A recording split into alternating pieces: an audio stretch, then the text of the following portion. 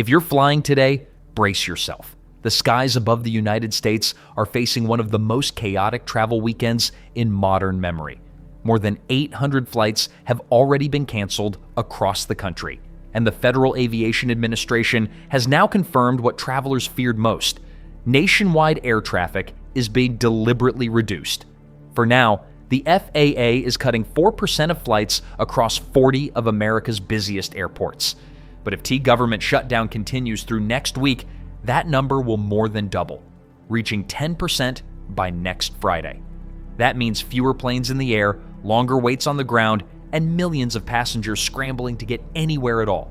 This marks the most serious impact yet from what has become the longest government shutdown in U.S. history. The agency responsible for keeping the skies safe is running short on manpower, and the people who remain are working without pay.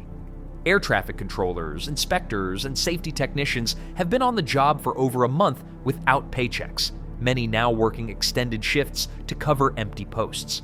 The FAA says it's acting out of caution, but inside airport terminals, travelers are seeing something else entirely: chaos. At Newark Liberty International Airport in New Jersey, passengers stare at glowing boards full of green on-time departures, but those screens don't tell the full story. The cancellations are scattered, unpredictable, and spreading fast. Flights that were on schedule an hour ago are now grounded. Planes that landed last night still haven't left their gates, and every delay here sends ripples across the entire system. Because one delayed crew in Newark means another delay in Chicago, another in Miami, another in Los Angeles. Across the country, travelers are caught in a chain reaction that no one can control. In Houston, crowds stretch down terminal corridors. In Atlanta, frustrated passengers wait for hours just to rebook a flight that may never take off. In Los Angeles, departure boards change so often that travelers are filming them on their phones just to keep up. And all of this is happening as the holiday travel rush builds, one of the busiest travel windows of the year. The shutdown's timing couldn't be worse. Airlines rely on precision, the right people in the right places every hour of every day. But with federal employees working unpaid and airport staff stretched thin, that precision is breaking down. Delta has canceled more than 170 flights. United is cutting around 200. American Airlines has canceled 220. And Southwest, normally one of the most resilient carriers during disruptions, has grounded another 100. Each cancellation triggers dozens more. Missed connections, stranded crews, delayed maintenance, and passengers now facing a choice between sleeping on an airport floor or finding another home. For many, that other way means leaving the sky entirely. One woman described her experience after Air Canada canceled her connecting flight in the middle of the night. She was rebooked, but on a flight departing from a different airport an hour earlier than her original one. There was no way to make it in time. Her solution? She rented a car and began driving cross-country to Utah. It will take her 3 days, but at least she knows she'll get there, and she's not alone. Across airports from New York to Dallas, travelers are renting cars, booking long-haul buses, or carpooling with strangers. For them, it's not just about convenience, it's about certainty. Because for the next few days, certainty is something American air travel no longer offers. Adding to the concern, TSA agents at multiple airports are warning passengers privately that conditions are only going to get worse. At several terminals, travelers say they've been told directly by agents and airline counter staff, if you can avoid flying this weekend, don't many of these employees haven't received a paycheck in weeks, yet they're still showing up, screening luggage, monitoring checkpoints, guiding thousands through security lines. Some are calling in sick simply because they can't afford gas to reach work. Others are burning through savings to keep working for free. That human toll is now reaching the travelers themselves. Each passenger has a story. A mother trying to reach her son stationed in Texas. A family missing a connecting flight to Disney World, a business traveler watching his deal collapse because the meeting won't wait. And all of them are stuck in the same limbo, suspended between patience and panic. For many, the scenes at airports are surreal. Crowds line up in silence. Suitcases stack up beside walls. Gate agents repeat the same phrases over and over. We're sorry. There's nothing we can do. Airline phone lines are jammed. Hold times stretch past 2 hours. Even travel apps designed to offer live rebooking are struggling under record traffic. Meanwhile, the shutdown drags on with no clear end in sight. Each passing day means more strain on an already fragile system. The FAA can't hire replacements or approve overtime. Maintenance checks are delayed. Flight inspections are backlogged. And behind the scenes, safety officials are growing nervous. Air traffic controllers are trained to work under pressure, but not like this. Some facilities are running with barely 70% of the staff they need. Supervisors are covering multiple sectors at once, and though officials insist passenger safety remains their top priority, there's a quiet acknowledgement that fatigue and frustration are now part of the equation. The airline industry calls it a slow-motion crisis. What began as a political stalemate in Washington is now a logistical nightmare across an entire nation. The effects stretch far beyond the airports themselves. Hotels near major hubs are fully booked by stranded passengers. Rental car agencies are running out of vehicles. Even road traffic near airports has doubled as people try to find alternate transportation. Economists warn the losses could soon reach billions, not just from canceled tickets, but from missed business trips, grounded freight, and the ripple effect on the tourism industry. And for those who must fly, the advice is arrive hours early. Keep your airline app open at all times. Pack patience, not expectations. No one knows how long the shutdown will last or how deep the cuts will go. But as the days stretch on and the cancellations pile up, one thing has become clear. This isn't just an inconvenience. It's a system slowly grinding to a halt. From New York to Los Angeles, from Miami to Chicago, passengers are already feeling it. And if the government doesn't reopen soon, today's delays could look mild compared to what's coming next. For now, travelers wait, hoping for good news, watching the skies above grow quieter with each passing hour. And the worst part? Everyone knows. This might only be the beginning. Across the United States, the crisis unfolding in the skies is now spilling onto the ground. The nation's air system, one of the most complex in the world, is beginning to show the domino effect of a shutdown that has gone on too long. A single canceled flight no longer means one stranded aircraft or a few hundred disappointed passengers. It means ripple after ripple through the entire network. From airports to crews to passengers waiting on connecting flights hundreds of miles away. When one plane doesn't take off from Chicago, another can't land in New York. When a flight grounded in Los Angeles, it delays crews scheduled to fly from Denver. And every domino that falls pushes another schedule out of place. This is what experts warned could happen if the government shutdown continued long enough to strain the FAA's already stretched staffing levels. Now it's happening in real time. At the center of it all are the people who keep American airspace safe. Air traffic controllers, safety inspectors, and aviation technicians, the invisible network that directs more than 40,000 flights a day. They've been working without pay for weeks, and the exhaustion is showing. In some facilities, controllers are clocking 12-hour shifts back-to-back. In others, supervisors are filling in for missing staff just to keep towers operating. The FAA calls the situation manageable, but workers call it something else, unsustainable. One controller described it simply, "Every plane we guide safely home, we do it with one less person beside us." And that's not how this system was built to run. As a result, the FAA was forced to make a difficult choice: reduce air traffic before safety standards collapse. The agency has already cut 4% of air traffic nationwide, and if the government remains shut down, those reductions could rise to 10% or more by next week. That might sound small, but in an interconnected network, it's seismic. Every percentage point cut means hundreds of flights grounded, tens of thousands of passengers stranded, and millions of dollars lost. Major airlines are struggling to keep up. Delta has grounded over 170 flights. United, 200. American Airlines, more than 220. Southwest, 100 and counting. Each number represents more than a canceled flight. It's an entire chain reaction of missed connections and disrupted plans. Travel analysts say the situation is eerily similar to the first days of a blizzard. Unpredictable, chaotic, and self-feeding. Except this storm isn't weather, it's policy.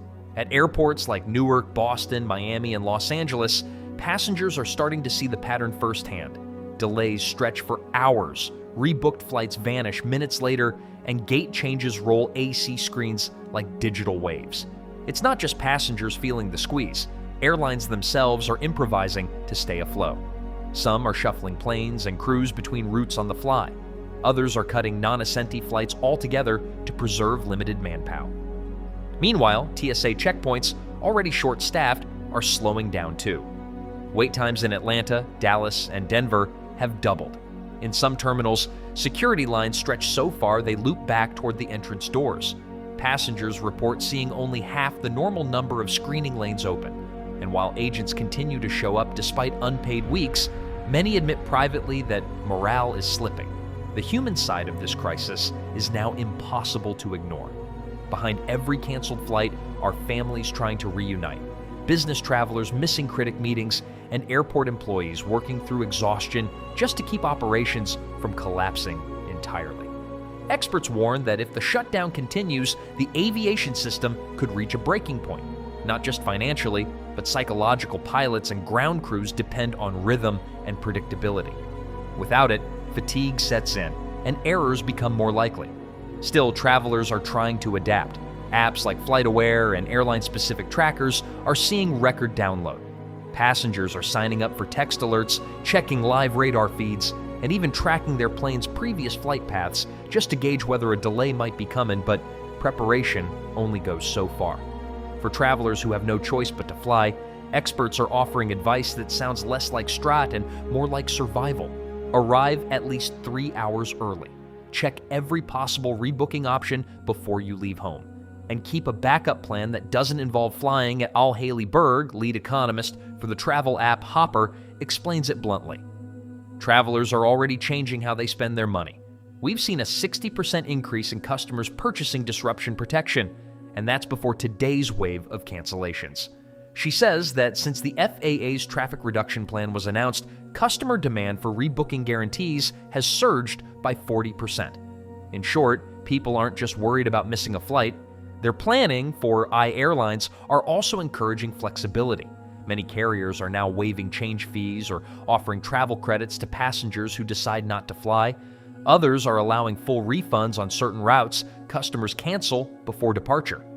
Still, that's cold comfort for travelers who simply need to be somewhere, like one passenger we heard from earlier who canceled her ticket, rented a car, and began driving cross-country to Utah just to make it home on time. For her, it's not just about inconvenience, it's about trust. Trust in a system that for decades has been the envy of the world. The U.S. Air Traffic Control Network has always been considered one of the safest, most reliable, and most efficient systems on Earth. But now it's strained to its limits by political gridlock. Each day of the shutdown costs the aviation industry an estimated $200 million in direct and indirect losses, from fuel waste and staffing shortages to missed tourism revenue. That figure doesn't include the emotional cost, the family vacations cut short, the weddings missed, the loved ones stuck thousands of miles apart. For many passengers, the worst part isn't the cancellations, it's the uncertainty. You can plan for bad weather. You can't plan for a system slowly grinding to a halt. At Newark, a traveler summed it up perfectly. Right now, I just want someone to tell me if I'm going to make it or not. I don't even care when. I just want to know. But no one can give that answer. Not the airlines, not the FAA, and not even the government officials responsible for the shutdown that started it all. What began as a budget standoff in Washington is now a nationwide transportation crisis. And as the days drag on, the effects are multiplying in every direction. The nation's airways were designed to handle turbulence. But this isn't turbulence. It's system fatigue. Slow, invisible, and spreading. And unless something changes soon, the small cracks passengers are seeing today could become something far more serious in the weeks ahead. For millions of travelers, this weekend is about waiting, hoping, and trying to get home. But for the aviation system itself, it's about survival. Because even the strongest network can only stay airborne for so long before gravity takes over. Across the country tonight, the sound inside airports isn't the rush of departing planes. It's the sound of waiting. Rolling suitcases, buzzing phones, voices echoing through terminals. The quiet exhaustion of 3 million passengers caught in the middle of a crisis they didn't create and can't escape. From New York to San Francisco, the story is the same. Canceled flights, overworked crews, a traveler staring at screens filled with the same two words, delayed and canceled. For most of these passengers, it's no longer about where they're going. It's about how long they'll be stuck trying to get there. At Newark, a family of 5 sits on the floor beside their luggage, playing cards to pass the time. They've been waiting for 12 hours. At Chicago O'Hare, a business traveler has turned an empty corner of the terminal into a makeshift office. Laptop open, video conferencing from a gate that may not open again tonight. In Los Angeles, the food courts are packed, not with hungry travelers, but with people too nervous to leave the airport in case a new flight becomes available. Everyone is tired, everyone is frustrated, and everyone is realizing that this shutdown isn't just a political headline anymore. It's personal. When you rely on a system as vast as America's aviation network, you don't think about how fragile it really is. You assume that somewhere, somehow, someone is keeping it all moving. But tonight, the people who usually do that, the air traffic controllers, safety inspectors, and federal staff, are stretched to the breaking point. The FAA says it's doing everything it can to maintain safety, and that air traffic remains under control. But even their own data shows strain. Some facilities are operating with less than 75% of their required staff. Many employees are now working double shifts. And in a system where every second and every decision matters, fatigue is a dangerous variable. That's why experts say the cuts to flight schedules are necessary, not to cause pain, but to prevent something worse. With fewer planes in the sky, controllers can focus on safety, not speed. It's the right call, but it doesn't make the situation any easier for the millions on the ground. Travel analysts are calling this a human bottleneck. And it's not just about planes, it's about people, passengers, pilots, baggage handlers, and gate agents, all caught in a gridlock of uncertainty. The ripple effects go beyond airports. Hotels near major hubs are fully booked by stranded travelers. Rental car agencies have run out of vehicles. Some are charging triple the usual rate. Intercity bus lines are seeing record demand as desperate passengers look for any way to get home. And in an age of mobile apps and online bookings, digital infrastructure is cracking under the weight. Airline websites are crashing under heavy rebooking traffic. Phone lines to customer service centers are jammed for hours. Travelers waiting in terminal lines are also waiting in digital queues that move just as slowly. Inside the chaos, small moments of humanity still surface. A stranger offers a phone charger. A pilot off duty helps a family find their gate. A group of passengers share snacks while watching the news on an airport screen. It's a reminder that even when systems fail, people don't. But not everyone can afford to wait. For some, time is running out. One passenger interviewed outside Denver International said she'd rented a car to drive all the way to Oregon after 2 consecutive flight cancellations. Another man in Atlanta said he's been sleepy inside the terminal for 2 nights because he can't afford another hotel stay. Each of them is dealing with the same reality. A transportation grid so large, so interconnected, that when one piece falters, the entire network trembles. The airlines are trying to adapt, but the math isn't on their side. With FAA capacity limited, there are only so many flights they can operate safely. That means rebooking passengers days in advance, offering vouchers instead of seats, and in some cases, canceling entire routes. For travelers who can't cancel, economists like Haley Berg from Hopper recommend practical steps. Download your airline's app, sign up for every available notification service, keep a list of alternative flights to your destination, even on other carriers, so you can suggest them to agents if your flight is canceled. And if you can, book with a disruption assistance plan. It costs extra, but lets you rebook instantly if your flight disappears. Her advice, though, comes with a sobering warning. Expect delays like you'd expect a storm. You can't control it, but you can prepare for it.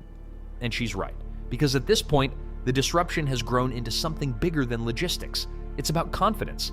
Confidence in a system Americans depend on every day, whether they read it or not. For decades, U.S. air travel has symbolized efficiency and safety. The world studied our air traffic network, our safety record, our punctuality. But the shutdown has exposed a vulnerability no one expected, that even the strongest systems can falter, not from failure, but from neglect. Every day, the government remains closed. The aviation system bleeds money, patience, and trust. Analysts estimate the travel sector has already lost hundreds of millions in cancellations and secondary costs, from missed connections to grounded freight. Yet beyond the numbers, the impact is human. A mother missing her child's graduation. A nurse delayed on her way to a new hospital assignment. A soldier stranded overseas, waiting for a connecting flight that might never come. They are the real faces of this crisis. And while airlines, the FAA, and passengers all hope for a resolution, the truth is that no one can predict what will happen next.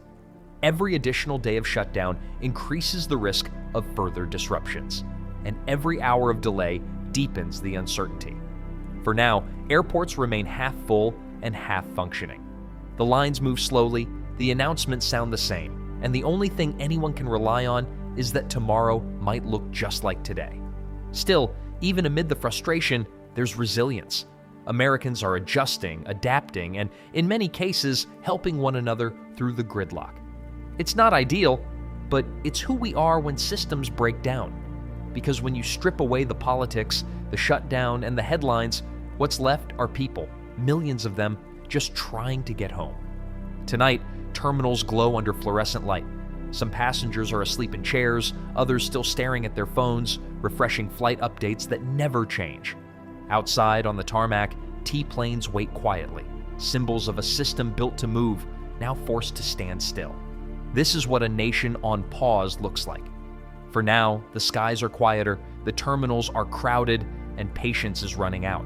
But so long as travelers keep showing up and workers keep showing up with them, there's still motion, even in standstill. And maybe when the shutdown finally ends, the first planes to lift off won't just carry passing, they'll carry something heavier. The reminder of how easily the system we take for granted can stop, and how determined we are to make it move again. Because for millions of Americans tonight, the journey home isn't about miles or destinations. It's about endurance. And until the engines roar again, the only thing keeping this country moving is the will of the people still waiting at the gate.